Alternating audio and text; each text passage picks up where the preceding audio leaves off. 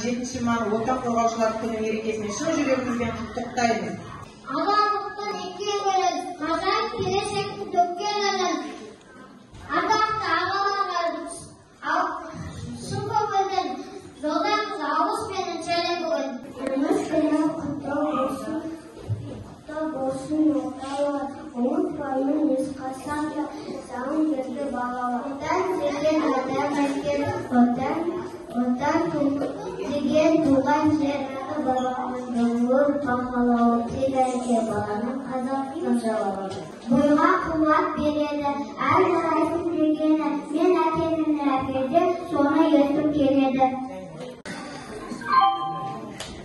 Алтай, жарайсың. Нағыз отан қорғайтын жігіт келешек.